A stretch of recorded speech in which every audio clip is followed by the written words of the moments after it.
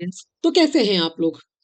तो स्टूडेंट्स, आज हम लोग अपनी वीडियो में देखेंगे ग्लूकोज हीमोस्टेसिस। तो बच्चों, आज अब तक हम लोगों ने ग्लूकोज क्या होता है, पॉलीसैकेराइड पॉलीसैकेराइड क्या होता है, उसका स्ट्रक्चर क्या होता है, मोनोसैकेराइड, ओलिगोसैकेराइड, पॉलीसैकेराइड, ग्लाइकोजन, ये सब हम लोगों ने पढ़ लिया। इसके अलावा हम लोगों ने ग्लूकोज का मेटाबॉलिज्म भी पढ़ा, जिसमें देखा कि किस तरीके से ग्लूकोज हम लोग की बॉडी में by the process of glycolysis energy देता है, और उसके बाद जो बचा हुआ ग्लूकोज है वो ग्लाइकोजन में कन्वर्ट हो जाता है। इसके अलावा हम लोग ने ग्लूकोनियोजेनेसिस भी देखा देखा कौन कौन से अलग अलग सोर्सेज है ना, नॉन कार्बोहाइड्रेट सोर्स, जिससे कि हम लोग का ग्लूकोज जो है वो बॉडी में बनता है। और किस तरीके से ये भी देखा हम लोगों ने कि ग्लाइकोजन जो है वो कैसे ब्रेक डाउन होता है और कैसे सिंथेसिस होता है। अच्छा, आज की हम लोग इस वीडियो में देखेंगे किस तरीके से ग्लूकोज हम लोगों के ब्लड में जो प्रॉपर लेवल होता है 100 से 200 mg पर डेसीलीटर जो हम लोग को मेंटेन चाहिए वो रहता है, और एक्सेस ग्लूकोज जो है वो ब्लड में नहीं रहना चाहिए, और किस तरीके से कौन कौन से फेजेस में किस तरीके से ग्लूकोज हम लोग की बॉडी में मेंटेन रहता है वो हम लोग देखेंगे, जिसको हम लोग ग्लूकोज हेमोस्टेसिस कहते हैं। प्रॉपर जो जो लेवल है ग्लूकोज का वो बॉडी में उसके वो बॉडी में मेंटेन रहने को हम लोग ग्लूकोज हेमोस्टेसिस कहते हैं। तो बच्चों, हम लोग को पता है कि हम लोग की बॉडी में ग्लूकोज जो है वो मेजर सोर्स है एनर्जी का। ओके, ये आप this is the very important fact कि ग्लूकोज जो है हमारी बॉडी का मेजर सोर्स है। जो हम लोग कार्बोहाइड्रेट खाते हैं, जो कॉम्प्लेक्स कार्बोहाइड्रेट खाते हैं, हम लोग जो रोटी खाते हैं, हम लोग जो राइस खाते हैं, वो ब्रेक डाउन होता है मोनोसैकेराइड में। इसके अलावा फॉर एग्जांपल जो जो ग्लाइकोजन है वो टूटता है, या हम लोग जो खाना खाते हैं वो जो है वो ग्लूकोज में टूटता है, क्योंकि ग्लूकोज ही एक ऐसा फॉर्म है जो हम लोग की बॉडी एब्जॉर्ब करती है जो ब्लड में, जिससे कि हम लोग को एनर्जी मिलती है। इसके अलावा फ्रक्टोज है जो फ्रूट में मिलता है, या गैलेक्टोज है वो भी ग्लूकोज में कन्वर्ट होता है लिवर में। ओके, तो इस ग्लूकोज का प्रॉपर मेंटेनेंस जरूरी होता है। या जब हम लोग की बॉडी में ग्लूकोज का लेवल कम हो जाता है तब हम लोग की बॉडी में ग्लूकोज का फॉर्मेशन होता है by the process of gluconeogenesis. ये भी हम लोगों ने देख लिया था। ग्लूकोनियोजेनेसिस किस किस चीज से होता है, glycerol, lactate, pyruvate, glucogenic amino acid, इनसे हम लोग का ग्लूकोनियोजेनेसिस होता है। और तब होता है जबकि हम लोग की बॉडी में ग्लूकोज का लेवल अपने सर्टेन लिमिट से, सर्टेन जो लेवल है उसके से कम हो जाता है, तब हम लोग की बॉडी में ग्लूकोनियोजेनेसिस होता है। तो बच्चों, आगे देखते हैं हम लोग कि ये जो, अच्छा, ऐसा क्यों होता है, क्योंकि हम लोग की जो ब्रेन है उसको कॉन्स्टेंटली ग्लूकोज चाहिए। मान लीजिए कि ब्लड में ग्लूकोज का लेवल ड्रॉप हो गया, तो लेकिन हम लोग का जो ब्रेन है उसको कंटिन्यूसली ग्लूकोज चाहिए, तो हम लोग का सबसे पहले ग्लाइकोजन टूटेगा। जब ग्लाइकोजन का पूरा अमाउंट, पूरा स्टोरेज खत्म हो जाएगा, तब बाकी जो नॉन कार्बोहाइड्रेट सोर्स है, पायरुवेट है या एमिनो एसिड्स है या फैट्स है, उससे हम लोगों का फिर ग्लूकोज का सिंथेसिस स्टार्ट होगा। क्योंकि बॉडी में ना तो हाइपोग्लाइसीमिया, मतलब कि ग्लूकोज का लेवल ना तो कम होना चाहिए और ना ही ग्लूकोज का लेवल बढ़ा हुआ होना चाहिए। बॉडी पूरी कोशिश करती है कि ब्लड में ग्लूकोज का लेवल मेंटेन रहे, क्योंकि अगर ब्लड में ग्लूकोज का लेवल कम होगा उससे हम लोग का कोमा में या डेथ में जा सकते हैं, या हाइपरग्लाइसेमिक होंगे होगी अगर बॉडी में अगर ब्लड का ग्लूकोज ज्यादा होगा तो उससे हार्ट इश्यूज या glycation of proteins, endothelial dysfunction, इसको डायबिटीज मेलाइटस, इन सब के होने का खतरा होता है। तो इसीलिए ब्लड का लेवल हमेशा बॉडी में मेंटेन रहना चाहिए। और ये मेंटेन कैसे रहता है, इसमें बहुत से हम लोगों के जो एंजाइम्स होते हैं वो रोल प्ले करते हैं। तो वो हम लोग पूरी इस वीडियो में और हम लोग की अगली वीडियो में देखेंगे। तो बच्चों, हम लोग देखते हैं कि यहाँ पे जब भी हम लोग इसके अलग अलग देखें, सबसे पहले हम लोग ये वाला देखते हैं कि देखिए हम लोगों ने खाना खाया, ये हमने अपने जो पिक्चर है पहले भी आप लोगों को डिस्क्राइब की है। हम लोगों ने कोई भी कार्बोहाइड्रेट खाया, मान लीजिए हम लोग रोटी खाई या राइस खाई, वो हम लोगों के एलिमेंट्री कैनाल, दैट मीन्स की इंटेस्टाइन या स्टमक में गया। वहां पे इसका वेरियस एंजाइम से इसको ब्रेक डाउन किया गैस्ट्रो इंटेस्टाइनल ट्रैक में। उसके बाद यहाँ से कॉम्प्लेक्स कार्बोहाइड्रेट जो है वो in the form of glucose, fructose fructose या गैलेक्टोज वो गया और ये हम लोग के ब्लड स्ट्रीम में आ गया। अब ये ग्लूकोज हम लोग की ब्लड स्ट्रीम में जो है वो 100 टू 200 mg पर डेसीलीटर मेंटेन रहेगा। जो बचा हुआ ग्लूकोज है वो लिवर में चला जाता है और वो फॉर्म कर देता है ग्लाइकोजन, वो स्टोरेज फॉर्म होता है, ठीक है, स्टोरेज फॉर्म होता है। और जब भी हम लोगों को जब ये लेवल जो है वो ग्लूकोज का लेवल ब्लड में ड्रॉप कर जाता है तो ये सबसे पहले ग्लाइकोजन टूटता है। ये ग्लाइकोजन टूटता है, टूट के इसको हम लोग कहते हैं ग्लाइकोजेनोलाइसिस। अगर इसकी आपको डिटेल वीडियो देखनी है तो please go to my video and check, हम लोगों ने डिटेल में ग्लाइकोजेनोलाइसिस देखा है। अब इस ग्लाइकोजन से ग्लूकोज टूटता है और ये ग्लूकोज जो है वापस ब्लड स्ट्रीम में आ जाता है और हम लोग के ब्लड में जो जितना ग्लूकोज चाहिए वो मेंटेन रहता है। लेकिन अगर आप लोग ने फास्टिंग ज्यादा कर ली तो ये ग्लाइकोजन का पूरा स्टोर जो है वो एग्जॉस्ट हो जाता है, मतलब कि खत्म हो जाता है। जब खत्म हो जाता है तब किसकी चांस आती है? तब आती है ग्लूकोनियोजेनेसिस, मतलब न्यू ग्लूकोज के बनने की चांस आती है। वो किस किस से बनता है? वो लैक्टेट से बनता है, अमीनो एसिड से बनता है, ग्लिसरॉल से बनता है, फैट से बनता है, इन सब से न्यू ग्लूकोज बनता है। और ये जो ग्लूकोज बनता है वो फिर वापस ब्लड स्ट्रीम में आ जाता है और हमें एनर्जी देता है। ओके, तो ये पूरा प्रोसेस हम लोग ने देख लिया। अब देखिए बच्चों, इसका कैसे कैसे इसके स्टेप्स कौन कौन से हैं वो हम लोग जरा देख लेते हैं। देखिए, फेजेस ऑफ ग्लूकोज हीमोस्टेसिस, किस तरीके से ग्लूकोज हम लोग की बॉडी में मेंटेन रहता है, इसको हम लोग ने 5 फेजेस में डिवाइड कर दिया है। Phase 1, phase 2, phase 3, phase 4 and phase 5। Phase 1 हम लोग कहते हैं, जिसको हम लोग कहते हैं वेल फेड स्टेट, मतलब कि हम लोग की जो बॉडी है उसमें बहुत हैप्पी है और हम लोग ने खूब ढेर सारा खाना खाया हुआ है, उसको हम लोग वेल फेड स्टेट कहते हैं। ठीक है, इसकी डिटेल हम लोग देखते हैं। नेक्स्ट स्टेज आती है कि जब हम लोग का खाना खत्म हो जाता है ब्लड में खान जो ग्लूकोज है वो एग्जॉस्ट हो जाता है, तब फिर ग्लाइकोजन के टूटने की बारी आती है, जिसको हम लोग फेज 2 कहते हैं, ग्लाइकोजेनोलाइसिस, ग्लाइकोजन का टूटना। लेकिन भाई ग्लाइकोजन का स्टोर कोई अथाह तो है नहीं, कोई बहुत मतलब इन्फिनिट तो है नहीं। तो जब हम लोग का ग्लाइकोजन एग्जॉस्ट हो जाता है तब फिर बारी आती है ग्लूकोनियोजेनेसिस की। दैट मीन्स कि हम लोग की बॉडी में न्यू ग्लूकोज मॉलिक्यूल का फॉर्मेशन होता है, उसको हम लोग ग्लूकोनियोजेनेसिस कहते हैं। ठीक है, by the non carbohydrate source. उसके बाद जब ये भी एग्जॉस्ट हो जाता है तब बारी आती है कीटोन बॉडी ऑक्सीडेशन की, जो कि फेज 4 कहलाता है। उसके बाद फेज 5 में एंड में जो बारी आती है वो आती है फैटी एसिड ऑक्सीडेशन और कीटोन बॉडी के ऑक्सीडेशन की, और इससे फिर हम लोगों का ग्लूकोज बनता है और ब्लड में ग्लूकोज का लेवल मेंटेन्ड होता है। तो बच्चों, अब हम लोग थोड़ा थोड़ा इन पांचों फेज को थोड़ा थोड़ा देखते हैं। तो चलिए बच्चों, ये हमने डिस्क्राइब कर दिया। अब आप देखिए यहाँ पर, wait for a minute, I think I am Audible.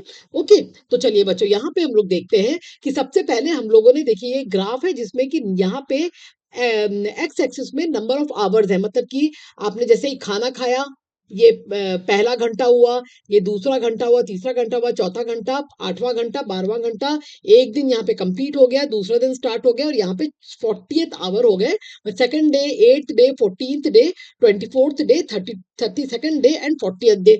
यहाँ पे आवर्स हैं, इस वाले एरिया में आवर्स हैं और इस वाले एरिया में डेज हैं। तो यहाँ हम लोग देख रहे हैं कि सबसे पहले जब आपने खाना खाया तो फेज 1 स्टार्ट होता है। फेज 1 में आपका ब्लड ग्लूकोज जो है धीरे धीरे, पहले घंटे में तो बहुत था, क्योंकि आपने वाई एक्सिस में हम लोग देख रहे हैं ग्लूकोज का लेवल दिखाया है ग्राम पर आवर के हिसाब से। तो आपके एक घंटे में तो काफी सारा, जब पहला खाया है आपने, उस पहले घंटे में आपके बॉडी में काफी, ब्लड में काफी ग्लूकोज है। ठीक है, लेकिन जैसे ही आप तीसरे घंटे तक पहुंचते हैं, आपके ब्लड में ग्लूकोज का लेवल जो है वो डाउन हो जाता है। तब चौथे घंटे से क्या होता है कि ग्लूकोनियोजेनेसिस आप देख रहे हैं, सॉरी, यहाँ पे ग्लूकोनियोजेनेसिस यहाँ पे स्टार्ट हो जाता है और यहाँ पे ग्लाइकोजन भी यूज होना स्टार्ट हो जाता है। By the our 16th our तक हम लोग का ग्लाइकोजन यूज होता है और धीरे धीरे ग्लाइकोजन भी दूसरे दिन तक आते आते एग्जॉस्ट हो जाता है। ओके, उसके बाद बारी आती है ग्लूकोनियोजेनेसिस का फॉर्मेशन होता है और यहाँ पे ग्लूकोज जो है वो बनता है। चलिए बच्चों, अब चलते हैं हम लोग नेक्स्ट स्लाइड पर। नेक्स्ट स्लाइड पे हमने देखा जहाँ पे डिस्क्राइब किया है कि फेज 1 दैट मीन्स की phase 1 is the well fade state. Well fade state हमने बताया कि जबकि हम लोग की बॉडी में ग्लूकोज जो होता है और हम लोग बहुत अच्छे से बहुत प्रॉपरली खाना खाए हुए होते हैं, that is the phase 1। Glucose की सप्लाई हम लोग को मिलती है डाइट्री कार्बोहाइड्रेट से। हम लोग के ब्लड में एम्पल अमाउंट ऑफ ग्लूकोज होता है। जो बचा हुआ ग्लूकोज होता है, जितना ब्लड में मेंटेन होना चाहिए उसके ऊपर जितना भी ग्लूकोज होता है, वो 70% ऑफ ग्लूकोज जो होता है वो लिवर रिमूव कर देता है, उसको ग्लाइकोजन के फॉर्म में स्टोर कर देता है। ऑल बॉडी टिश्यूज जो है, जितनी बॉडी के हम लोग टिश्यूज हैं, वो डाइट्री ग्लूकोज यूज करते हैं एनर्जी को प्रोड्यूस करने के लिए। उसके बाद कुछ ग्लूकोज जो होता है वो ग्लाइकोजन के फॉर्म में लिवर में स्टोर हो जाता है, जिसको हम लोग ग्लाइकोजेनेसिस कहते हैं। ये तब होता है जबकि हम लोग का फेज 1 स्टेज होता है। चलिए अब चलते हैं फेज 2 स्टेज में, जिसमें हम लोगों का जो जितना भी हम लोग का डाइट्री उस टाइम जो हमने डाइट्री ग्लूकोज खाया वो पूरा एग्जॉस्ट हो जाता है। और उसके बाद जो फेज 2 आता है जिसमें कि ग्लाइकोजन का ब्रेकडाउन होता है। फेज 2 स्टार्ट होता है स्टार्ट ड्यूरिंग अर्ली फास्टिंग, मतलब डाइट्री ग्लूकोज सप्लाई खत्म हो जाता है।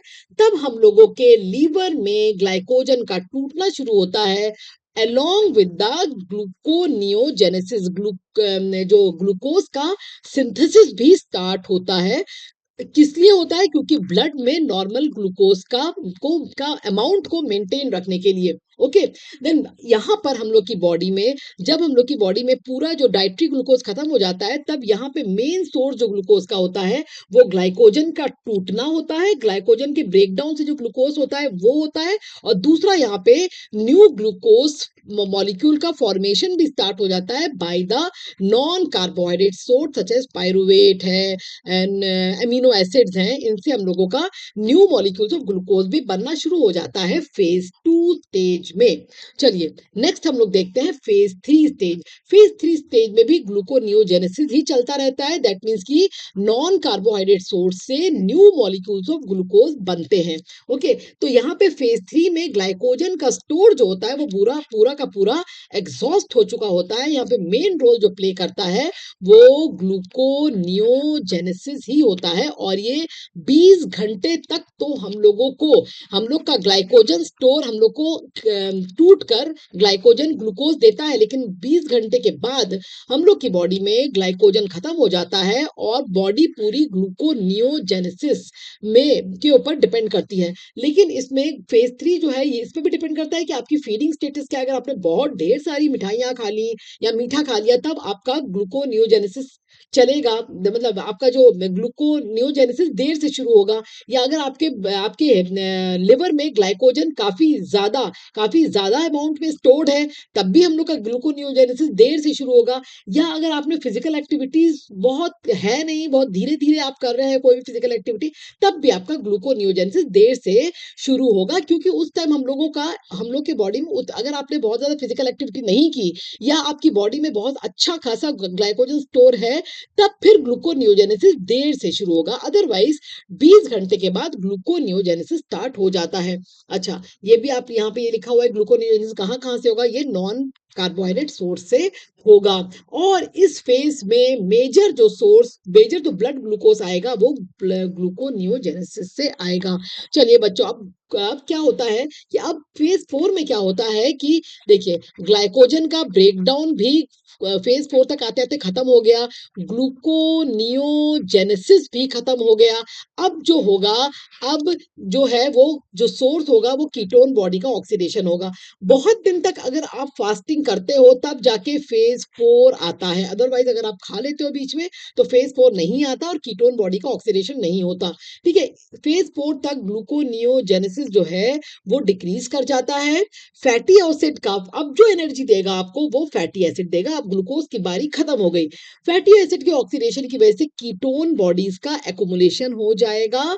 कीटोन बॉडीज जो है वो ब्रेन को मसल्स को एनर्जी देंगी, और ब्रेन जो है वो ग्लूकोज भी यूज करेगा और कीटोन बॉडी भी यूज करेगा अपनी एनर्जी के लिए। तो अब आपने देखा कि फेज 4 तक आते आते आपका ग्लाइकोजन का स्टोरेज भी खत्म हो गया, ग्लाइकोजन का स्टोरेज भी खत्म हो गया, ग्लूकोनियोजेनेसिस भी खत्म हो गया। अब बारी आती है कीटोन बॉडी से एनर्जी को लेने की, और ब्रेन हम लोगों का थोड़ा ग्लूकोज और कीटोन बॉडी से एनर्जी लेगा।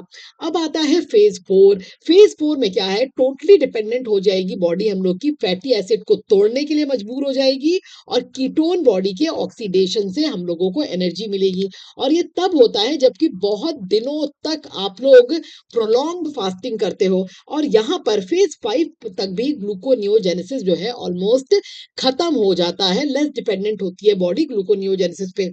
सारा का सारा बॉडी जो है वो फैटी एसिड के टूटने से एनर्जी लेता है, कीटोन बॉडी से एनर्जी लेता है। ग्लूकोनियोजेनेसिस नियोजेनेसिस से इस पे डिपेंडेंसी कम रहती है और फैट टूटता है, कीटोन बॉडी टूटता है। उसके बाद मसल्स प्रोटीन जो होते हैं वो हम लोग के ब्लड के ग्लूकोज लेवल को मेंटेन करते हैं। तो यहां तक हम लोग फेज 5 पर आ जाते हैं। तो बच्चों, इस तरीके से आपने देखा कि किस तरीके से जब हम लोग खाना खाते हैं, ये खाना खाते हैं तो ये ग्लूकोनियोजेनेसिस होता है, ग्लाइकोजेनेसिस होता है। उसके बाद जब ग्लाइकोजन का स्टोरेज खत्म हो जाता है, तब वेरियस नॉन कार्बोहाइड्रेट सोर्स से हम लोगों का ग्लूकोनियोजेनेसिस ग्लूकोज बनता है, और ये ग्लूकोज जो है वो ब्रेन को और इरिथ्रोसाइट्स को एनर्जी देता है, और इस तरीके से हम लोग का पूरा प्रोसेस होता है। लेकिन इसमें बहुत बड़ा रोल जो होता है आपके ग्लूकोज को मेंटेन करने के लिए बहुत बड़ा रोल होता है इंसुलिन का एंड ग्लूकागॉन का, जो जिसके लिए मेन रिस्पॉन्सिबल होते हैं वो पेनक्रियाज होते हैं। तो पेनक्रियाज किस तरीके से इंसुलिन प्रोड्यूस करते हैं, कब इंसुलिन प्रोड्यूस करते हैं, कब ग्लूकागॉन प्रोड्यूस करते हैं, और किस तरीके से ग्लूकोज का हीमोस्टेसिस ये मेंटेन करते हैं, इसको हम लोग अगली क्लास में अपने अगले वीडियो में देखेंगे। आई होप अब तक आप लोग को बच्चों समझ में आया होगा, और नेक्स्ट वीडियो तक के लिए हंसते रहिए, खेलते रहिए, वेरी इंपॉर्टेंट है कि पढ़ते रहिए।